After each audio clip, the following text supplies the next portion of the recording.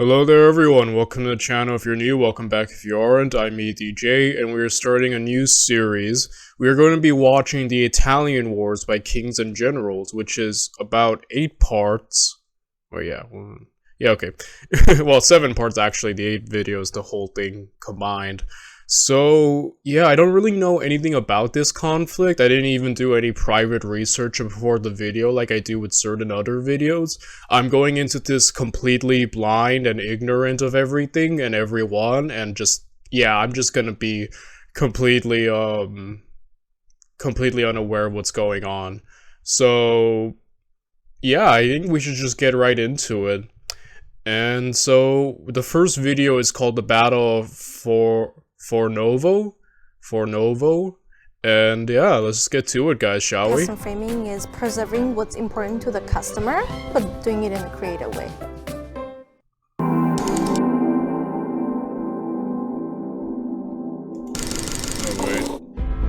War, diplomacy and intrigue. The Italian Wars of the 16th century is one of the richest periods of European history, and it thrust the Italian peninsula into the grand European scene.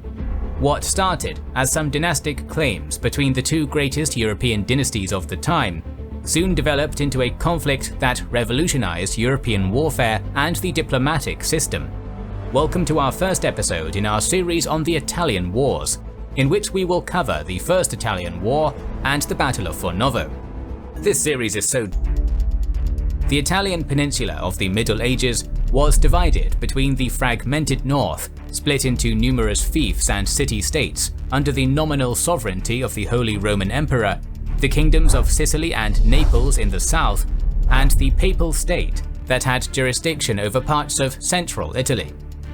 The 14th century was a period of consolidation. Yeah, I have to say, cool, like there's Rome over here, and Epirus is its own thing, and Athens, oh wow. I guess they just came back, that's cool. But, I keep getting shocked at just how long the Rome has been around. I'm sorry. I'm turning this into Rome now.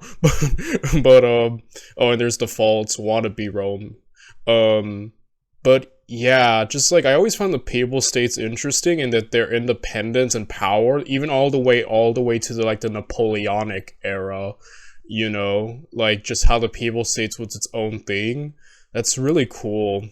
And it's just so interesting to see how Italy fragmented, because we're so used to seeing it united under Rome for like thousands of years, right? And then just fragmented from like the Middle Ages and, you know, even through the Renaissance era. So, yeah, and I just always found the Papal States and its independence and everyone's respect for that very just interesting for the most part. Consolidation for the biggest powers of Italy, especially for Milan, Venice, Florence and the Pope, who expanded their dominions over the smaller cities. The friction that arose from these expansions continued into the next century and culminated with the Lombard Wars between Milan and Venice. Following the signing of the Peace of Lodi in 1454, a balance emerged between the 5 regional powers, the Duchy of Milan, the Republic of Venice, the Papal State, the Kingdom of Naples, and the Republic of Florence. A mutual defense pact, the Italian League, was formed between them, and the 4 decades that followed were characterized by diplomatic and military balance. Okay, so I'm just assuming right here that these are going to be the main players we're going to be following. Again, I could be completely wrong, but I'm just trying to keep this in mind. Papal States, easy. Naples, Milan, Venice, and Florence. Okay. Dates that followed were characterized by diplomatic and military balance, overseen by Lorenzo de' Medici. Conflicts were kept small and regionalized, while the Renaissance was flourishing in all Italian centers of culture.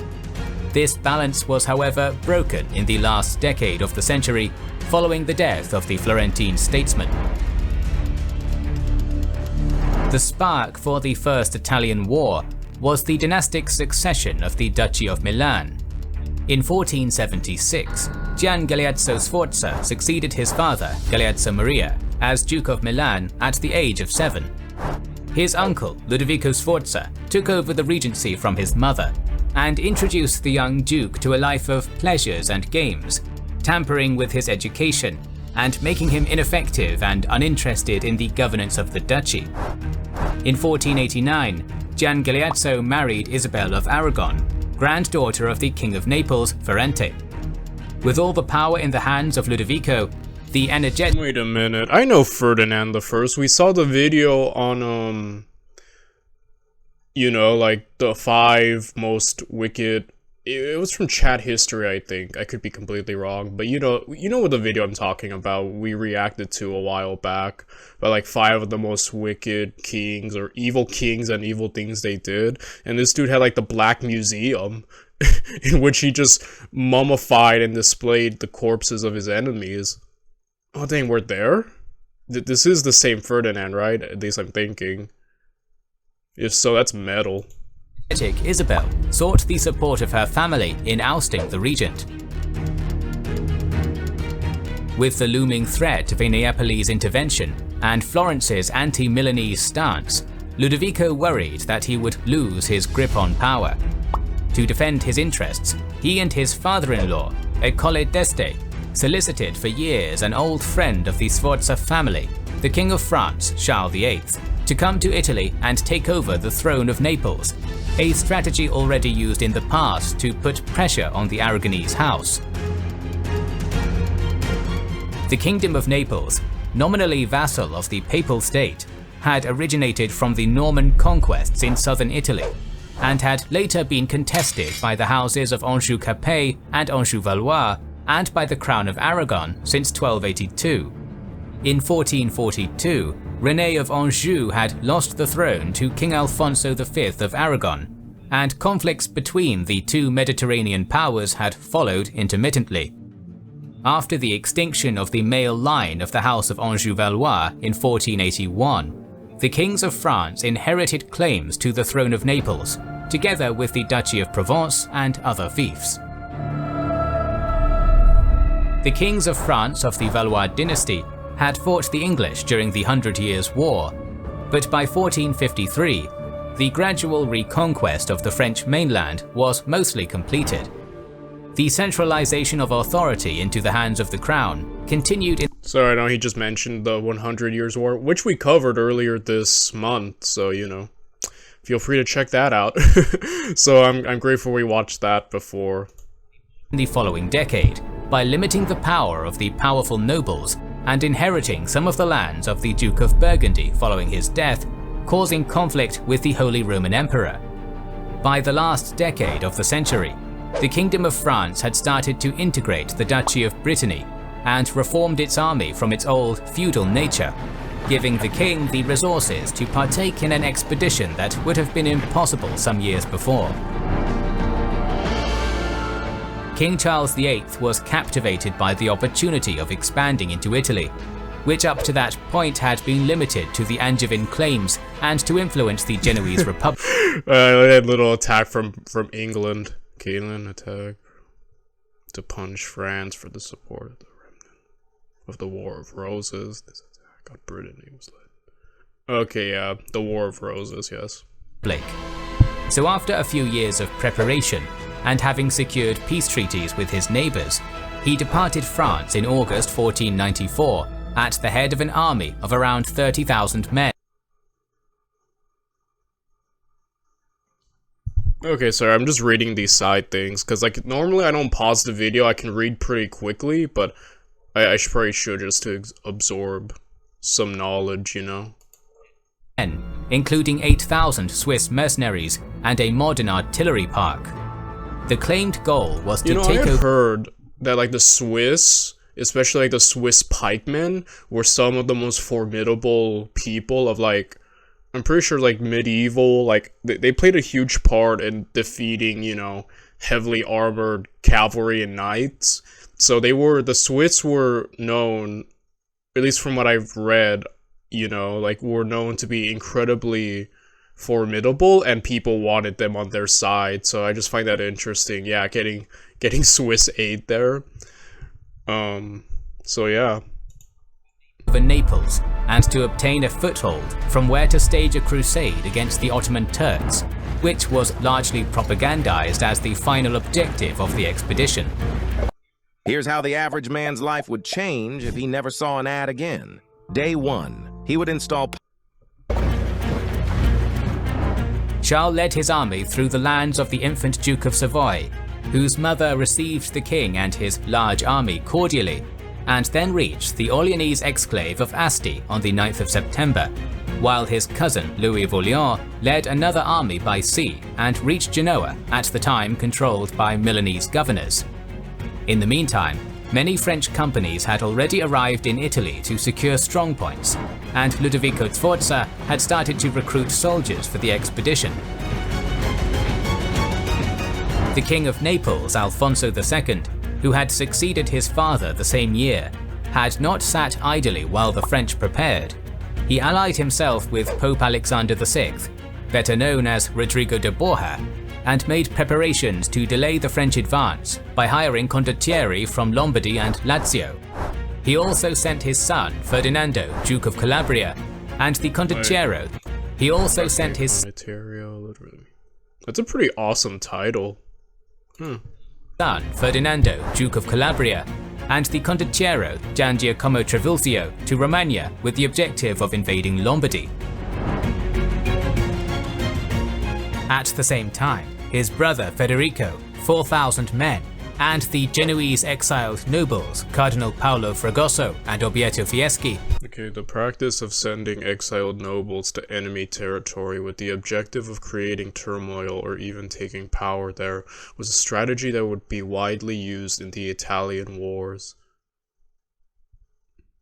Wow, mainly because of the many exiled nobles created by factional politics of the Italian states. That's a pretty interesting strategy there they got going on.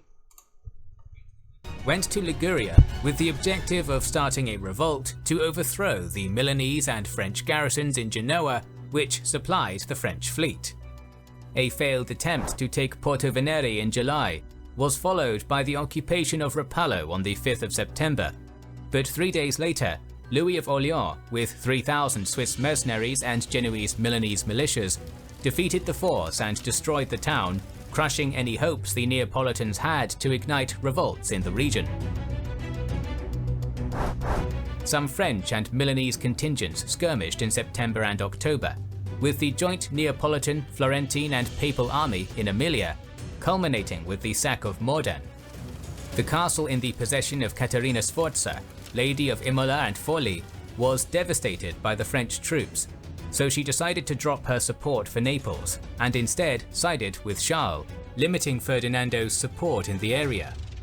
The complete destruction of the surrendered town and the slaughter of both the population and the defenders was a calculated strategy by the French king, not wanting to play by Italian rules of war, which was characterized by defense, containment, maneuver, attrition, and backdoor diplomacy. The king wanted to plow through the peninsula by making examples of what happened to resistance and frightening his foes, a brutal tactic called Furia Francese by the Italians. Yeah, so the French aren't playing any games. I will say I am a little surprised to see how much the French got involved. I thought, like, when we were establishing the 5 powers, you know, Florence, Milan, Venice, the Papal States, and Naples. I'm happy I remembered that.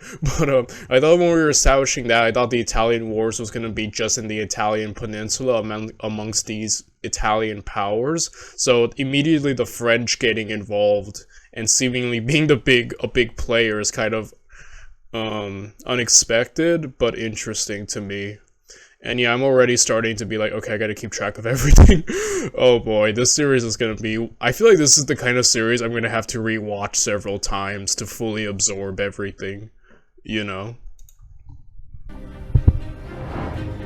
On the 21st of October, the sick Duke Gian Galeazzo Sforza died under suspicious circumstances, and his uncle Ludovico left Charles to return to Milan, where he took the title of Duke of Milan, which was confirmed by the Holy Roman Emperor. Charles, after having recovered from a month-long illness, decided to move along the western side of the peninsula through Tuscany to pressure the Florentines into submission. The Signori of Florence, Piero de' Medici, had allied himself with Alfonso, But the Florentine people were sympathetic to the French, and Piero's grip on power Okay, Florence had historically been the strongest supporter of the Angevines in the Middle Ages, and many Florentine citizens had businesses in France. Oh, I see. was shaky. Charles traversed the Apennines and found himself blocked by the formidable fortress of San Azello and the city of Sazana, where he was joined by his artillery and Swiss mercenaries by sea. The modern fortress could withstand both the French army and their artillery for months. Looking for a more vulnerable objective, the cannons were taken to the Florentine exclave of Fivizzano, where they were effective, and the town was conquered and destroyed with the support of the local noble Malaspina, killing the defenders and devastating other villages in the region that surrendered, with the sole objective of terrorizing the Florentines in Sazana. Piero de' Medici went by himself to the French king and surrendered the fortress, together with the cities of Sazana, Pietrasanta, Pisa, and Livorno, saving the king much time he would have spent on investing the fortresses. Holy crap. Dude, Charles really just showed up and started wrecking things. Like, he is so far the French are kind of dominating this conflict, you know? I mean, look at what they're already getting, like, dang. And he mentioned that the way the Italians did war is not the way Charles is doing. So he's essentially thrown off, like, the game. He's flipped the chessboard, if you would, and is just making his own rules. And yeah, it's showing he's so far being effective. So yeah. This was not popular with the Florentine population, who expelled the Medicis and installed a republican government influenced by the priest Savonarola. Charles traversed the territory of Lucca and then entered Pisa, hailed as a liberator from the Florentine subjugation. Here he promised Pisa freedoms, though it is probable that the freedom that the Pisans had in mind was different from what Charles had intended.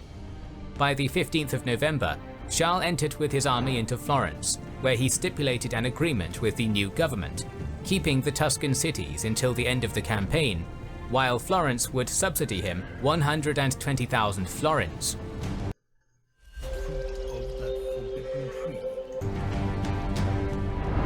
After obtaining free passage through Siena, the French army reached the northern border of Lazio, throwing Rome into chaos. The two biggest rivals of Pope Alexander, the Cardinals Asciano Sforza and Giuliano della Rovere, sided with the French and pushed for a counter. Okay, the Papal State had two great families who were the most influential in the state, the Orsini and the Colonna. They were great rivals and would pick opposing sides in the council to reform the church and to depose the corrupt pope. The defensive line set up by the Orsini quickly crumbled, and the left vanguard advanced into Umbria, and from there entered Abruzzo, which revolted from Neapolitan control. A number of nobles and condottieri defected to the French. The Roman population rioted, while the Colonna family, allies of della Rovere, had occupied Ostia in September, making the defense of the city untenable. Ferdinando was allowed to return to Naples, while Charles entered Rome on the 31st of December. After a few days, Charles managed to meet the Pope, who had barricaded himself in Castel Sant'Angelo and obtained free passage through the Papal State with provisions for his army, but he did not obtain the investiture for the kingdom that he had hoped for. After a month in Rome, Charles left for Naples, where he expected stiffer resistance than he had experienced until then. However, Naples was in complete confusion. Alfonso II had abdicated in favor of his son and left for Sicily with the royal treasury. The historically pro-Angevin Neapolitan barons flocked to the French army, and the local population greeted the French as saviors. The few cases My goodness, the French are just dominating this entire conflict. Look at how far they've made it into Italy right now. They're basically like at like the Papal States, you know, and Naples had teamed up to stop them, and now like look, they're just floundering. Like this is just a complete like almost blitz, you know. local resistance were brutally bombarded and executed, such as the castle at Monte San Giovanni. Ferdinando, with his last 10,000 men, set up camp first at San Germano, then at Capua. But while the king was in Naples, Capua rebelled, and the condottiero Gian Giacomo Trivulzio delivered it to the French, entering their service and causing the scattering of the army. Ferdinando, having been outmaneuvered and having lost support from everyone, escaped with his court to Ischia, and at the same time, Charles entered Naples on the 22nd of February 1495, with little resistance from the defenders left behind. In just 5 months, the French king had traversed the Italian peninsula nearly unopposed. Dang, 5 months. He completely dog walked everyone, dude. That's a blitz right there. That's amazing, man. And any resistance against him had been pulverized. It was a political earthquake for the region, which shocked contemporaries, scared the Italian states, and would have lasting effects on the Italian peninsula. Ludovico il Moro, who had not expected France to put so many resources into the expedition, found himself in a worrisome situation as Louis of Orleans pressed claims for his title. In the spring of 1495, the League of Venice was formed to contrast the hegemony of France in Italy. Okay, the League of Venice, also known as the Holy League, was formed by Pope Alexander and included Venice, Milan, Naples, Spain, Holy Roman Empire, Papal States, and other small Italian states, such as Ferrara. I apologize that I'm laughing, it's just that Milan started all of this by getting France involved, and now that France has shown up and just completely dominated, now they're like, oh crap, what have we done? What have we done? We gotta work all together now. Like now all of Italy's like trying to band together because they're like, holy crap, we didn't expect France to be this. But this is France right out of the 100 Years' War. Like, they are formidable now. They defeated England, you know? Like, France is no joke at this moment. Man, it's so interesting to now. I did not expect the French to have such a strong presence. This might be the most strong... Well, yeah, I mean, so far what we've covered in French history, Napoleon, all last year was basically Napoleon's year on this channel. We covered the 100 Years' War, and now the Italian Wars, which seems like it's gonna have a large French presence. Like, yeah, a lot of French history on this channel now.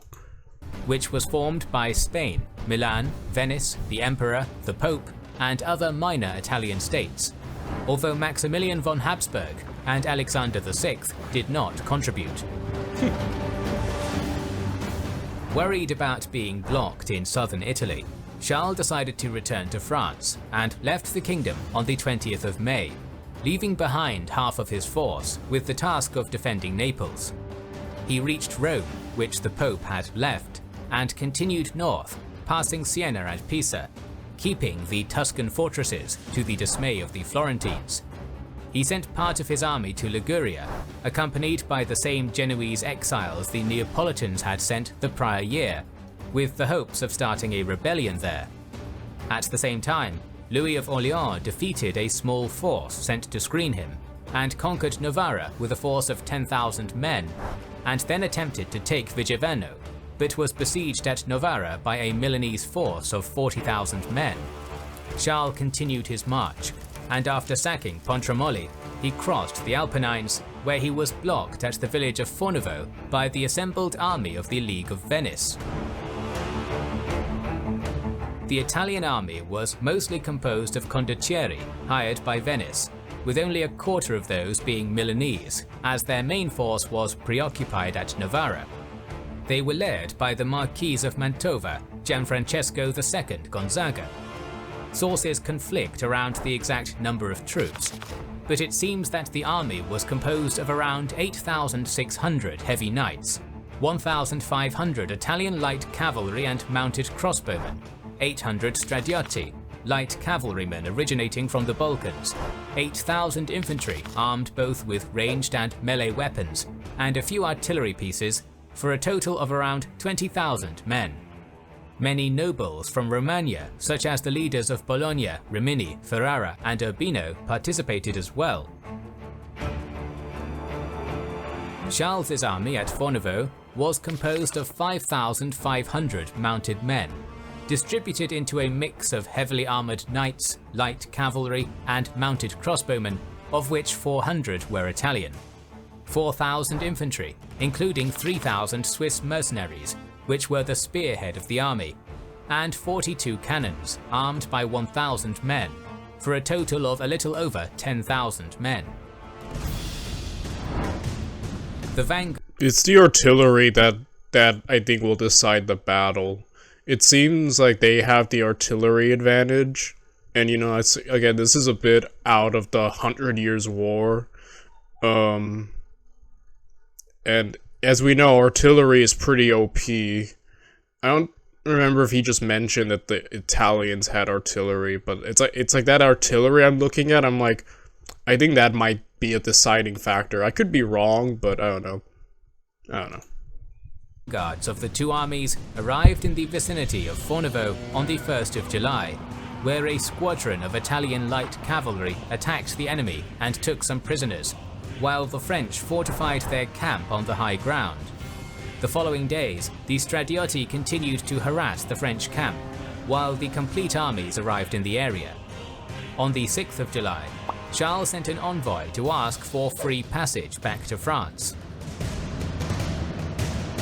While the Italians argued on what to do, as the Venetian representatives did not wish to attack head-on, and bickering between the many members of the League made the command of the force difficult, Charles waded the river and marched along the northern bank. I wonder if that was a move. He asked for free passage, but Charles doesn't strike me as a kind of guy who actually just wants to leave without a fight. So I'm wondering if this was a diversion so he could move right here and position his cannons and stuff and take them out while they're debating amongst themselves. Like, if that was the plan, amazing. If not, this still worked out in his favor, because I imagine they're gonna attack while the enemy is completely unawares. Dividing his army into 3 battle groups, and assigning most of the army, the artillery, and the Swiss mercenaries to the vanguard, led by Gian Giacomo Trevuzio and the Marshal of Guiers, as they expected that they would have to cut through the enemy. Seeing the army advance, Francesco Gonzaga decided to attack. He formed up his army into 3 columns, with half of the cavalry in the front and the second half in reserve, with a considerable force left to protect the fortified camp. Gonzaga's strategy was to attack the 3 groups simultaneously, while 2 squadrons of Stradiotti and mounted crossbowmen would circle around and harass the French left flank. How deep is that river is what I'm thinking of. Yeah, it's the deepness of the river is what I'm thinking about at the moment. If it's crossable, because I think we looked earlier that they seem to use they crossed a bridge or something, so it's the river. Like, this whole plan of a straight up attack, and with the added flank, which is the oldest trick in the book, mind you, is interesting. But the thing that I'm wondering is if the river crossing would severely hamper their speed and mobility. And again, like, the French army at this point should be very formidable, because we just saw them get out of the 100 Years' War. So yeah, again, I don't know, the factors of the river and just the sheer quality of the French army, especially those formidable Swiss units, is what's getting me right now. The battle started with an artillery duel, which was swiftly won by the French, but led to few casualties. During the night it had rained heavily, making the river Taro, usually a stream in the summer, a considerable obstacle, and the storm continued in the morning. This slowed down Gonzaga's main force in the center, as it was forced to cross the river after the left flank and delayed the attack against the center. In the meantime, the right wing, composed of the Milanese knights, led by the Count of Caiazzo, attacked the vanguard, but after a single attack against the Swiss formation, they retreated back to camp. At the same time, like I said, I've heard about the Swiss pikemen being super formidable. I don't know if they're still operating at this point, but like in that way, but like overall the Swiss are just, I've heard tales of their quality. Also, this whole unit over here just went through everything. Oh, and again, like the slowness of it. They wanted a simultaneous attack, but look, it's like the river, due to the rain, has made the crossing, slowing down their mobility, making this coordinated attack not so coordinated. So yeah. Which should have harassed the flank, soon started to loot the baggage train instead. Okay, these guys even do their job. I was like, oh, they could have attacked from the side, but instead they just went completely around, and now it's just looting. Left and center managed to cross the river, though some drowned or refused to cross. Reorganized, they charged the French rearguard, but the terrain was unsuited for a cavalry charge, and at the same time Charles had moved the center of the army back to support the rearguard. The clash against the compact French line was devastating for the Italians, who opted for a wave assault.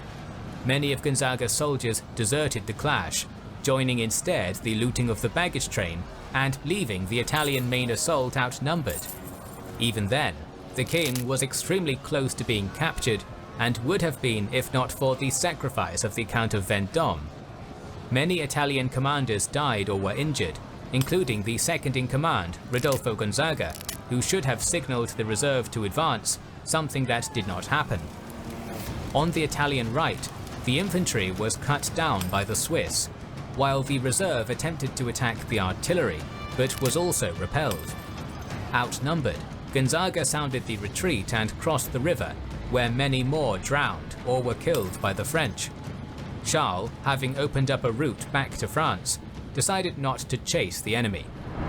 In just an hour, the French army lost around 1,000 men and the baggage train, which had around 300,000 ducats of valuables in it, while the Italians lost around 3,000 to 4,000 men, including many commanders.